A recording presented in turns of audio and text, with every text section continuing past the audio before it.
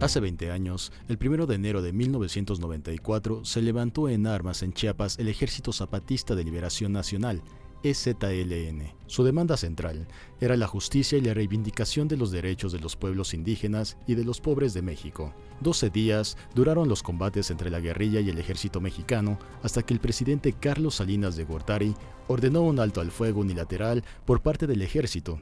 Semanas después, el 16 de febrero, empezaron las negociaciones entre el movimiento zapatista y el gobierno federal. ¿Cuáles han sido las consecuencias positivas de este movimiento que llamó la atención de todo el mundo? Bienvenidos a Periférico 1313 con Luis Carlos Ugalde y José Antonio Crespo. Muy buenas noches. Hace 20 años, en estos días, había un enfrentamiento armado entre el ejército mexicano y el Ejército Zapatista de Liberación Nacional. Duró 2 semanas ese enfrentamiento y después hubo un cese unilateral del fuego por parte del gobierno mexicano. Hoy, 20 años después, hay aspectos positivos y negativos de este levantamiento zapatista que llamó la atención de todo el mundo. Yo detecto 3 aspectos positivos de este movimiento zapatista a la distancia, José Antonio. El primero es la apertura política que impactó en los años siguientes. El segundo es el voltear a ver un problema de siglos en México, que es la marginación indígena. Y el tercero, creo yo, es que en los últimos 20 años ha habido avances legislativos y de las normas para proteger los derechos indígenas. ¿Qué puedes opinar de esto? Efectivamente, yo creo que es un punto clave el año de 1994, todo lo que pasó en ese momento, en plena elección presidencial, pero que se movieron muchísimas cosas en términos políticos, debido a la aparición del EZLN. Desde luego tuvo un impacto electoral, se hizo una reforma electoral, la tercera del sexenio de Salinas, una que no estaba contemplada, que generó varios avances en materia electoral.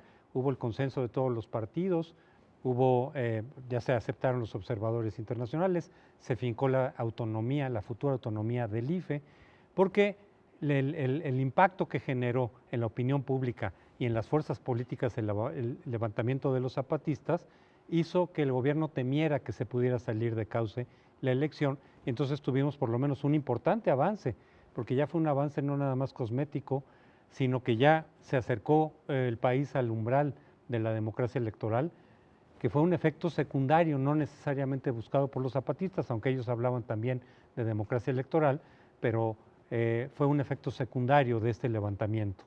Sí, yo creo que aunque el ejército zapatista nunca ha buscado la democracia liberal como se conoce hoy, buscaban una democracia comunitaria, una democracia directa, una democracia del pueblo, creo yo que ese levantamiento fue muy importante simbólicamente, y sin ese levantamiento en 94, probablemente no se hubiera creado el IFE como lo conocemos hoy y desafortunadamente como dejará de existir pronto, pero creo que fue muy importante para que después, años después, hubiera alternancia a nivel de la presidencia. Sin duda, eso ha sido muy importante. El otro tema muy importante es el tema de que México, país que lleva 500 años con este problema, se haya dado cuenta, aunque yo temo que es bastante más un asunto de retórica oficial o de preocupación social que se la lleva el viento.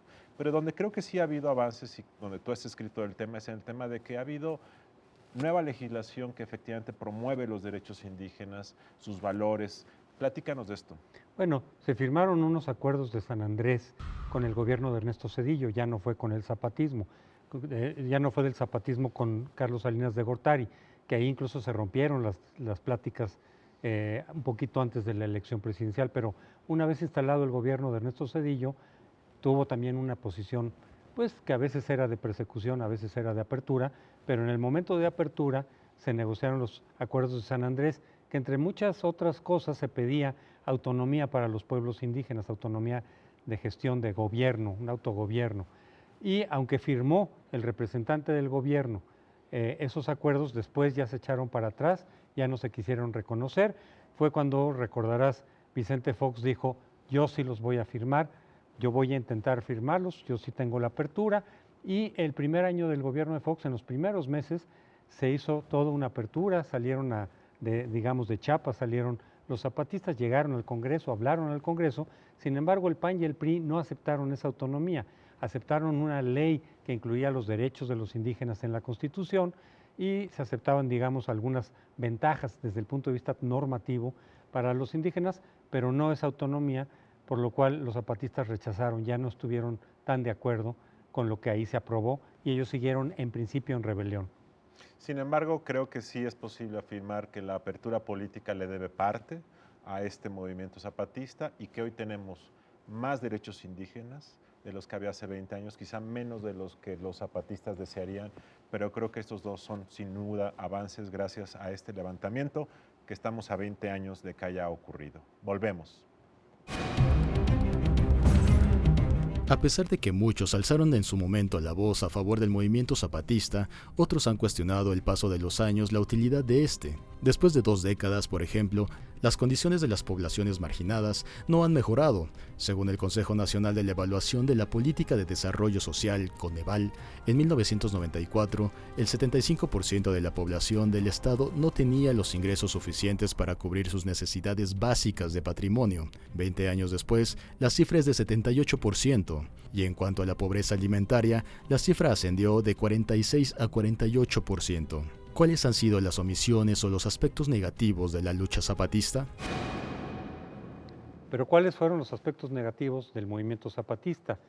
Bueno, por un lado, a mí me parece, en mi opinión, que el recurso a la violencia no es la forma de solucionar los problemas, ni siquiera ahí donde haya mucha urgencia, como es el caso del abandono y la marginación de los indígenas en México, porque de todas maneras, bueno, la violencia genera más violencia, y en el caso del zapatismo, aunque se conjuró muy pronto la violencia que pudiera surgir de los propios zapatistas o de la reacción del Estado mexicano, pasaron muy pocos días antes de que se entablaran ya las mesas de negociación y una tregua, digamos, entre el Estado mexicano y el EZLN, murieron cerca de 200 hombres. Pero la evaluación que se ha hecho en estos días, a los 20 años del movimiento zapatista, tiene que ver con los avances reales, no solamente lo jurídico que mencionábamos, que sí hubo algunos avances, algunas cuestiones formales, pero cuál es la situación de los indígenas, sobre todo en México, desde ese momento hasta la fecha. A mí me parece que lo más lamentable, y esto no es una culpa del movimiento zapatista, esto es una culpa del Estado mexicano y de la sociedad mexicana, es que 20 años después de este fenómeno que llamó la atención del mundo, la pobreza sigue siendo igual y marginalmente superior que lo que era hace 20 años. La pobreza en Chiapas, la pobreza alimentaria es del 48%, cuando a nivel nacional es de aproximadamente el 20%. La tasa de niños que no van a primaria es del 37%, cuando a nivel nacional es del 19-20%. Y lo más dramático, José Antonio, es que se ha invertido una cantidad histórica en Chiapas en estos 20 años. Claramente el gobierno entonces dijo hay que meter dinero, como si meter dinero significara dar buenos resultados. Y el presupuesto en el estado de Chiapas ha pasado de 5,000 a 66,000 millones en 20 años. Ha crecido 1,227% el presupuesto en Chiapas. Y los resultados son nulos e incluso se observan ligeros empeoramientos en algunos rubros, pero básicamente Chiapas es el estado más marginado, el estado más pobre, con más analfabetismo, de tal forma que esta, que en mi opinión es la principal demanda, de donde se derivan todos los demás problemas, sigue básicamente Chiapas en el peor lugar nacional y eso me parece inadmisible, me parece vergonzoso, no encuentro una explicación de cómo puede ser esto. Sí, y eso, la responsabilidad no es directamente del movimiento como tal, sino del Estado mexicano que no ha respondido en los hechos, no ha canalizado adecuadamente los recursos y las políticas para que Chiapas haya mejorado significativamente en esos indicadores. Pero así como hacer la comparación entre estados y Chiapas queda en un muy mal lugar, incluso a veces peor como lo señalaste en relación con hace 20 años, también a la hora de hacer el corte en términos de la población indígena de todo el país, porque recordemos que el movimiento no era solamente para llamar la atención de los indígenas de Chiapas, sino en general de los indígenas en México, que son cerca del 10% de la población. Bueno, la situación actual de los indígenas no ha mejorado tampoco en estos 20 años a la hora de comparar a esta población indígena con el resto de la República, pues quedan en todos los niveles en situación muy por debajo del promedio nacional y comparándolo con lo que ocurría hace 20 años, no hay mejoría. Y fíjate este drama. Se usa el movimiento indígena como una bandera de lucha por políticos, sobre todo de la izquierda. Los gobiernos de la República antes del PRI, hoy después del PAN y después del PRI han manifestado su apoyo. Se ha canalizado dinero como nunca, 1.227% más de dinero, y los resultados son los mismos. No puede haber un fracaso, no encuentro otro fracaso de esta magnitud de política pública y del Estado mexicano, que tiene una entidad a la que hay que mejorar. 20 años después no haya habido un avance en este tema de la pobreza y la marginación, lo cual nos debe llevar a una reflexión, José Antonio. Esto de festejar más presupuesto como símbolo de avance social es una mentira, y los políticos en México comúnmente han estado diciendo más dinero, cuando ese más dinero no significa mejores resultados. Así es, y al señalar a la clase política hay que recordar que 2 gobiernos han sido del PRD en Chiapas. En Chiapas, claro. Y ni siquiera así se mejoró claramente la situación de los indígenas. Pero regresamos a las conclusiones. El alzamiento zapatista en 1994 no debe ser una anécdota histórica de México, debe seguir siendo un punto de reflexión del pasado y sobre todo de cómo mejorar hacia el futuro. ¿Qué concluyes, José Antonio? Debemos de seguir poniendo atención a lo que ocurre en materia de distribución del ingreso y de oportunidades en la población indígena, y no solamente.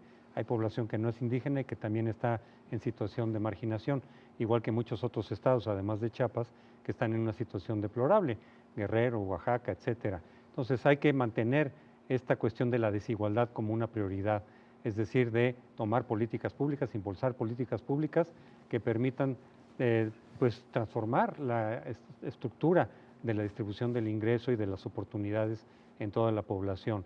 Pero también hay que recordar en todo caso que el movimiento zapatista sigue vigente, es decir, ya no como guerrilla, ahí está presente, y se tiene que tomar en cuenta la aplicación de lo que se ganó en términos normativos para que se traduzca en la realidad y no quede solamente en buenas intenciones. Así es, porque a mí me parece que una ley o una política pública, un discurso que no se traduce en el bolsillo de la gente, que es lo que la gente quiere vivir mejor, no es realidad.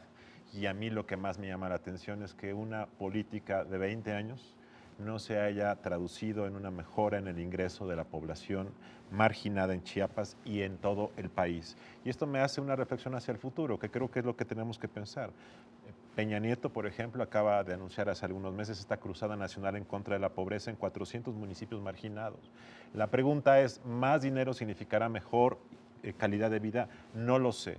Los datos del Consejo Nacional de Evaluación de la Política Social muestran que en 20 años la pobreza sigue siendo muy semejante a pesar de los enormes recursos. De tal forma que a mí la reflexión hacia el futuro más importante es, tenemos que pasar de la retórica a políticas eficaces que realmente solucionen esto. Y 2, la democracia electoral no ha tenido mucho impacto, porque como dijiste hace rato, en Chiapas ha gobernado el PRI, ha gobernado el PRD, hoy presuntamente gobierna el Partido Verde, y lo que vemos son más los excesos de sus gobernantes, la publicidad de ellos sin explicación real, los pleitos entre la clase política, y es una lástima que Chiapas, siendo tan importante, esté a veces más ocupada en la grilla o en la frivolidad que en gobernar bien esa entidad.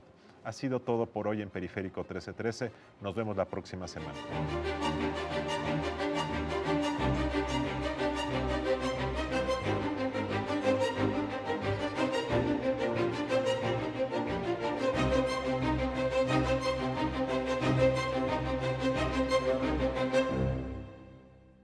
Recientemente el Banco de México emitió nuevas disposiciones para fomentar y facilitar las transferencias a través de dispositivos móviles, estableciendo así las condiciones para que los usuarios de servicios financieros y de pagos puedan transferir dinero con mayor facilidad y seguridad a través de teléfonos celulares u otros dispositivos que tengan asociada una línea de telefonía celular, como es el caso de las tabletas. El objetivo del Banco de México es que se realice una reducción de las comisiones que se cobran a los usuarios.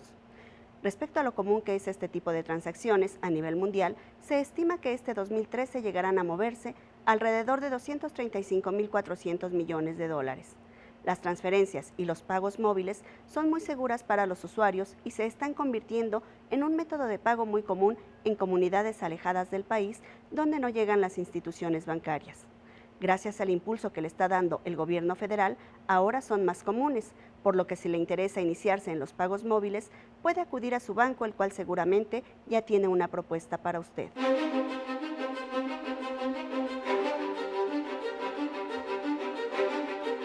México.